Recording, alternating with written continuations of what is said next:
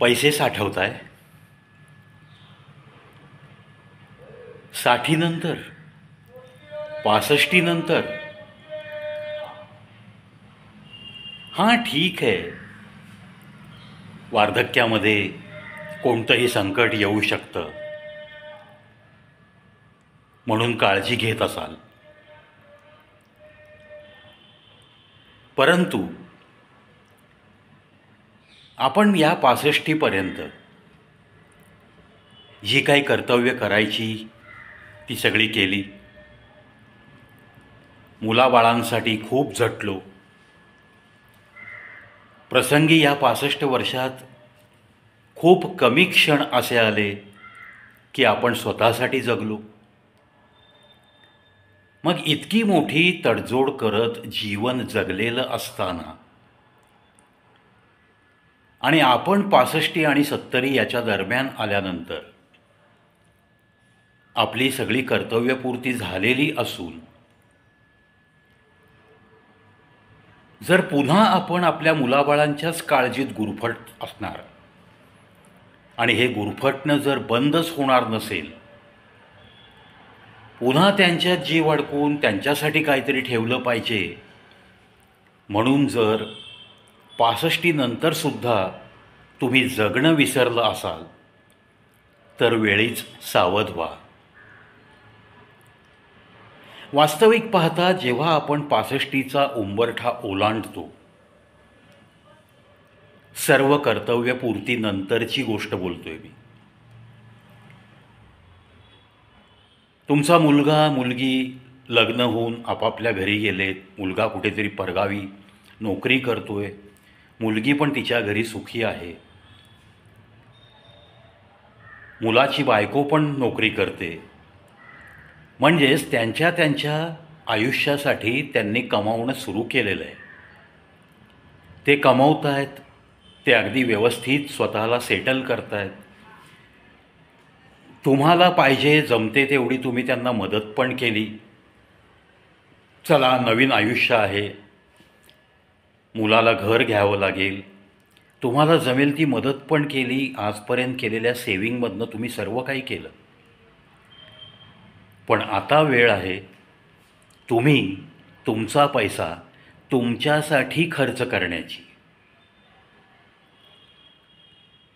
मग खर्च करायचं म्हणजे नक्की काय करायचं?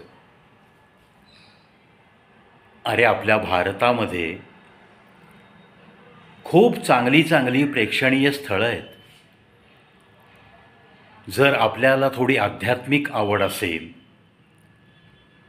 तर अनेक सुंदर प्राचीन मंदिरं आहेत. आपल्याला जर पुरातन वास्तुकला पाहण्याची आवड असेल आणि या धक्काधक्कीच्या सगळ्या आयुष्यात या 65चा उंबरठा ओलांडेपर्यंत तुम्हाला जर कुठेही जाणं शक्य झालं नसेल तर मग आता हीच वेळ आहे. या पर्यटनामधून ज्या काही एक रम्य आठवणी तुमच्या मनात साठवल्या जातात, फोटोग्राफीचा छंद असेल तर सोबत कॅमेरा घेऊन जा. त्या फोटोंच्या स्वरूपात त्या आठवणी तुम्ही जतन करू शकता. घरात तुमच्या कॉम्प्युटर असेल, लॅपटॉप असेल तर ते फोटो त्याच्यावर तुम्ही अपलोड करू शकता. हवे तेव्हा मजेत ते फोटो बघत, त्या ट्रीपच्या आठवणी काढत. तुम्हाला खरंच सांगतो की तुमचं पुढचं आयुष्य एक चांगलं आयुष्य तुम्हाला मिळत जातं. दिवसागणिक तुमचं एक चांगलं आयुष्य वाढतं. एक उत्तम आयुर्मान तुम्हाला मिळतं, आरोग्य संपन्नता मिळते. जे अनुभव घ्यायचे राहिले आहेत, जिथं जिथं म्हणून तुम्ही पर्यटन करू शकता. आज शारीरिक तुमची तंदुरुस्ती आहे तोपर्यंत 8-10 वर्ष तुमच्या हातात आहेत. लाईफ स्कोअर वाढलेला आहे. आरोग्यही लोकांचं आजकाल चांगलं राहतं आहे. काहीही झालं तरी लगेच आरोग्याबाबतीत सुविधा खूप ठिकाणी उपलब्ध आहेत. असं काही लगेच कोणाला काही फार मोठं खितपत पडावं लागतं असं नाही आहे. म्हणूनच जो काही आता आपला पैसा आहे त्या पैशातून पुन्हा सेविंग करायचं, पुन्हा FDs करायच्या, पुन्हा काही शेअर खरेदी करायचे असल्या भानगडी 65 नंतर न करणं एवढंच शिकलं पाहिजे. ठीक आहे, तुम्ही घरात ठेवू शकत नाही म्हणून सिक्युअर्ड तुम्ही कुठे ना कुठे ती ठेवता कॅश, ठीक आहे. कोणाला पोस्टातली गुंतवणूक आवडते, कोणाला शेअरमधली गुंतवणूक आवडते, कोणाला नॅशनलाइज बँकेत सगळं सिक्युअर्ड असतं म्हणून तिथे ठेवता. पण जे काही मिळतं तुम्हाला त्याच्यावरती, किंवा तुम्हाला पेन्शन असेल किंवा काही छोटा मोठा बिझनेस असेल, त्यातनं तुम्ही अजून या वयात कमवत असाल, तर आता मात्र मागच्या पिढीसाठी मला काहीतरी ठेवलं पाहिजे, भरघोस त्यांच्यासाठी केलं पाहिजे, असे जर विचार असतील तर त्या विचारांना थोडासा आता फाटा देण्याची गरज आहे. कारण जोपर्यंत तुम्ही तुमच्या नंतरच्या पिढीला स्वतःच्या पायावर उभं राहणं याचं महत्त्व काय आहे हे सांगत नाही, तोपर्यंत ते सुद्धा, ज्याला आपण म्हणतो की डॅशिंग अँड ॲम्बिशियस, ते सुद्धा धडाडीने या जीवनाचा सामना करू शकणार नाही. त्यांच्या जर तुम्ही कुबड्या सतत बनून राहण्याचं जर तुम्ही योजलं असेल, तर तुम्ही त्या पिढीला थोडंसं अपंग करताय, असंच माझं तरी मत आहे. पिढी ती सक्षम आहे. या पिढीकडं जे काही क्वालिफिकेशन ते कमवतात, जे काही शिक्षण घेतात, ते त्यांची बुद्धिमत्ता वापरून बरोबर आजच्या या स्पर्धेच्या युगामध्ये ते धडाडीनं पुढं जात आहेत. प्रत्येक वेळेस तुमचा टेकू त्यांना हवाच असं काही नाही आहे आता वातावरण. आणि शेवटीनं तुम्ही या मुलाबाळांच्या या सगळ्या चक्रव्यूहामध्ये किती अडकायचं याची एक सीमा असते. स्वतःचं आयुष्य याला काहीतरी एक अर्थ आहे. संसाराच्या जबाबदाऱ्या पेलत असताना आपण स्वतःसाठी खूप कमी जगतो, हे अगदी मान्य करतो मी. जितक्या म्हणून जबाबदाऱ्या असतील त्या पार पाडताना स्वतःकडं बघणंही होत नाही. अगदी 2-3 ड्रेसवरती आयुष्य काढणारी माणसं पण आहेत. 1-2, एक चप्पलचा जोड, एक बुटाचा जोड, असा 2-2 वर्ष वापरणारे पण आहेत. तो काळ साहजिक आणि स्वाभाविक तुम्ही तो निभावून नेलात. ज्या काही जबाबदाऱ्या होत्या त्या पार पडल्या. पण आता वार्धक्यामध्ये सुद्धा जर तुम्ही पैसे साठवणुकीच्या मागं लागत असाल तर तुम्ही ती घोडचूक करताय. Try to utilize the amount for your sake, for your pleasure. तुम्ही स्वतःच्या आनंदासाठी, स्वतःला काहीतरी वेगळे वेगळे अनुभव मिळवण्यासाठी, मग ते पर्यटनाद्वारे असो किंवा तुम्ही इतर काही ग्रुप्सच्या बरोबर मिक्स होऊन काही कार्यक्रम करणं असो, कोणत्याही पद्धतीने अतिशय आनंदात स्वतःचं आयुष्य स्वतःच्या पद्धतीने जगणं, याच्यासाठी तो पैसा वापरा ना. तो चोंबाळून ठेवण्यात काही अर्थ नाही आहे. तुम्ही गेल्यानंतर तुमचा जावई जर BMW घेऊन फिरणार असेल तुमच्या पैशात, तर मग तुम्ही काय जगलात? तुम्ही गेल्यानंतर जर तुमचा मुलगा माझ्या बापाने करोडो रुपये ठेवलेत म्हणून तो व्यसनाधीन झाला, तर मग तुम्ही चूक केली ना मोठी. काहीही घडू शकतं. स्वजबाबदारीवर कमावलेल्या पैशाची जाणीव त्या त्या पिढीला नक्की असते. त्यामुळं ते कुठेही डायव्हर्ट होण्याची शक्यता कमी असते. म्हणून त्यांना त्यांच्या पद्धतीने कमवायला द्या. त्यांना त्यांचं आयुष्य सेटल करू द्या. हां, तुम्ही सतत ॲव्हेलेबल आहात, तुम्ही सतत त्यांच्या पाठीशी आहात असं दर्शवण्याची काही गरज नाही. एखाद्या वेळेस खूप अडीअडचणीच्या वेळेस तुम्ही एक मातापिता म्हणून त्यांना नक्की मदतीचा हात द्यालच ना. पण सतत त्यांना मदत करून स्वतःचं आयुष्य जगायचंच नाही आणि शेवटी मग या जगाचा निरोप घ्यायचा, अशा आयुष्याला काहीही अर्थ नाही. या गोष्टी आज प्रकर्षाने सांगाव्याशा वाटतात, कारण काही व्यक्तींच्या माझ्या भेटीगाठी अशा झाल्या की जे वय वर्ष 68 असतानासुद्धा मी आता अमुक शेअर घेतो, तमुक शेअर घेतो, मी आता इथं सेविंग करणार आहे, अरे मला एक स्कीम कळली आहे. श्रीवर्धनमध्ये असा प्रोजेक्ट चालू आहे 250 एकरचा, तिथे 1 लाख गुंतवले तर 5% व्याज मिळणार आहे. अरे आता ॲट द एज ऑफ 68, 70 याकडे तुम्ही चाललेला. तुम्ही श्रीवर्धनची कोणती कोणती कंपनी, 250 एकर जागेमध्ये किती प्लॉटिंग केलं, आत्तापर्यंत किती लोकांना विकले, ती कागदपत्रं काय आहेत, कोणती कंपनी आहे. ज्या ठिकाणी वर्षाला 7.5% व्याज मिळणं मुश्किल झालेलं आहे, त्या ठिकाणी महिन्याला 5% देणारी कंपनी आहे तरी कोणती. किती दिवस व्याज दिलं त्याने, किती लोकांनी गुंतवणूक केली. आता या सगळ्या चौकशा कराव्या लागतील ना.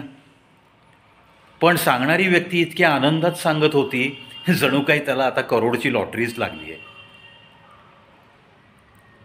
या 70च्या उंबरठ्याकडं चाललेल्या लोकांना, माझ्या या वरिष्ठ मित्रांना मी अगदी कळकळीची विनंती करेन की आता हे वय तुमचं सेविंग करण्याचं वय नाही आहे.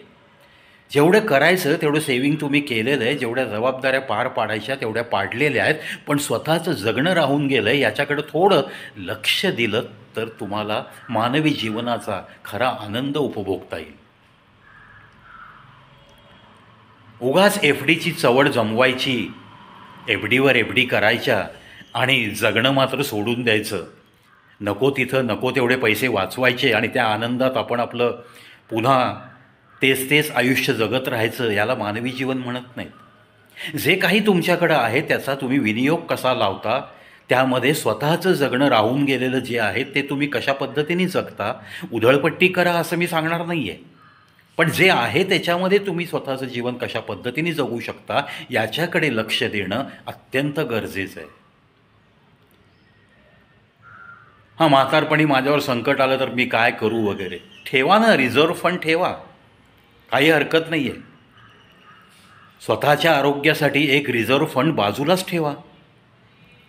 भले 10-20 लाख खर्च येईल असं तुमचं अँटिसिपेशन असेल, अशी तुमची काही मानसिकता असेल की मला असा आजार झाला तर एवढा खर्च येईल, तेवढा खर्च येईल, तेवढे बाजूला ठेवा, पण बाकीचे तरी वापरायला शिका.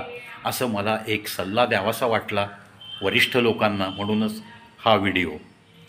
त्यातल्या त्यात मध्यंतरी मी दिवाळीच्या सुमारास, दिवाळी संपत आली, 1 दिवस राहिला होता, म्हणून एक गमतीचा मेसेज मी माझ्या सगळ्या मित्रकंपनीला पाठवला होता. तो मेसेज असा होता, ॲक्च्युली मी सगळ्यांची ती गंमत केलेली आहे की दिवाळीचे गोड गोड खाऊन कंटाळलेला असेल तर मी पार्टी स्वीकारण्यास तयार आहे, तिखट पार्टी, असा एक गमतीचा मेसेज. आता हा मेसेज पाठवणं म्हणजे काय, मी काय पार्ट्यांसाठी भुकेला आहे किंवा आसुसलेला आहे किंवा आता मला तिखट खायची खूपच हाव आहे, असा अर्थ काही लोकांनी घेतला असेल. कोणी काय अर्थ घेतला याच्याशी आपल्याला काही देणं घेणं नाही. त्याच्या त्याच्या बुद्धीची लेवल, त्याच्या त्याच्या बुद्धीचा स्तर, त्याचा इंटेलिजंट कोशंट तेवढाच असतो, असं म्हणून मी अशा लोकांचं असं वागणं निग्लेक्ट करतो. याच्यातला सेन्स ऑफ ह्युमर ज्याला चांगला आहे त्याला यातला ह्युमर कळतो, आणि तसा माझ्या एका बेंगलोरच्या मित्राला समजला, म्हणून त्यांनी पण माझी गंमत केली. अरे प्रवी, बेंगलोरला ये, मी बेंगलोरला आहे, पहिली तिखट पार्टी माझ्यातर्फे तुला. मलासुद्धा हसू आलं. मी पण त्याला गमतीने म्हणालो,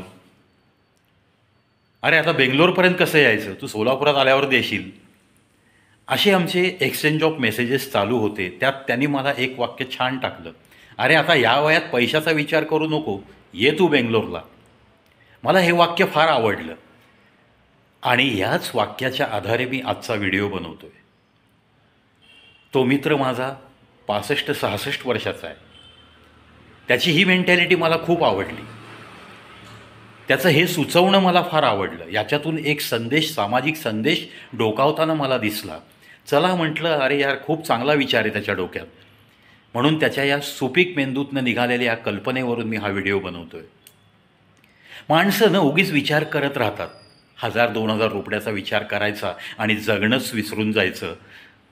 आणि मग शेवटी काय होतं, बिछाण्यावर पडल्यानंतर जेव्हा तुम्हाला तुमचं शरीर साथ देत नाही, तेव्हा तुम्हाला पर्यटनाची हुक्की आली तर काय उपयोग आहे, तुम्ही जाऊ शकत नाही. आधाराशिवाय चालता येत नसताना बाहेर मी फिरायला जातो म्हणणं फार चुकीचं आहे ना.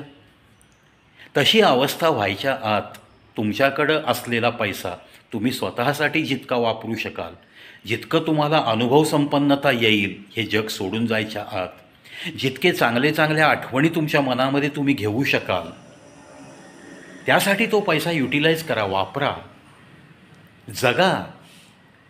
क्षणाक्षणाला तुम्हाला या मानवी जीवनाचा चांगल्या रीतीने उपभोग घेता येऊ शकतो.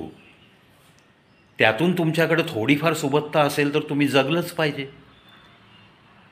एके ठिकाणी बसून, चार चौकटीत बसून तुम्हाला कोणतेही अनुभव मिळत नाहीत.